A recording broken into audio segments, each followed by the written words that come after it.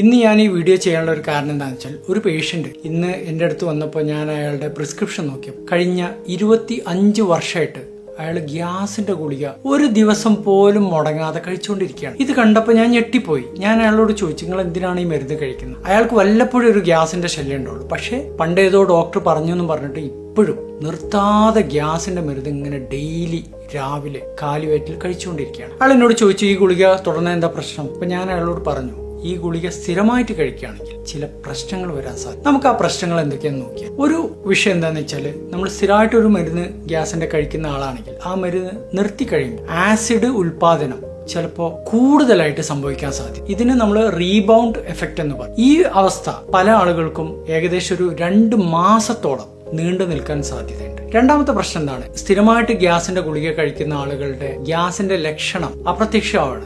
അതുകൊണ്ട് തന്നെ ചില പ്രത്യേക അസുഖങ്ങൾ തുടക്കത്തിൽ കണ്ടെത്തപ്പെടാതെ പോവാണ്. എന്ന് വെച്ചാൽ നമ്മുടെ ഈസോഫാഗസ് എന്ന് പറയുന്ന കുഴലിന് വരുന്ന ചില ക്യാൻസർ പോലുള്ള പ്രശ്നങ്ങളുണ്ട്. ഇത് ചില വ്യക്തികൾക്ക് തുടക്കത്തിൽ കണ്ടുപിടിക്കാൻ പറ്റാറില്ല. അതിന് കാരണം എന്താണ്?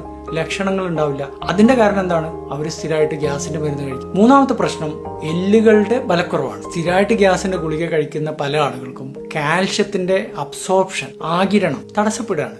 അത് കാരണം എന്തായി? എല്ലിന് ബലം ഉണ്ടാവില്ല, എല്ല് പെട്ടെന്ന് പൊട്ടാൻ തുടങ്ങും. ഇത് പ്രത്യേകിച്ചും സ്ത്രീകൾക്ക് കാണാം. വേറൊരു പ്രശ്നം എന്താണ്? നമുക്ക് എല്ലാവർക്കും അറിയാം, നമ്മുടെ കുടലിനകത്തും വയറിനകത്തും ഒരുപാട് നല്ല അണുക്കളുണ്ട്.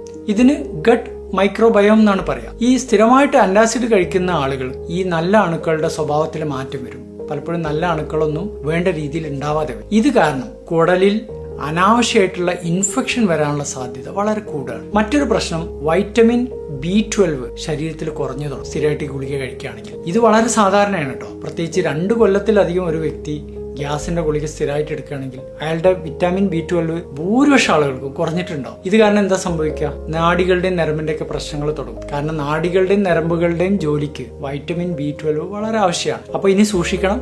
സ്ഥിരമായിട്ട് ഗ്യാസിന്റെ മരുന്ന് കഴിക്കുന്ന ആരെങ്കിലും നിങ്ങളുടെ കുടുംബത്തിലുണ്ടെങ്കിൽ നിങ്ങളൊന്ന് വാൺ ചെയ്തേക്കുക.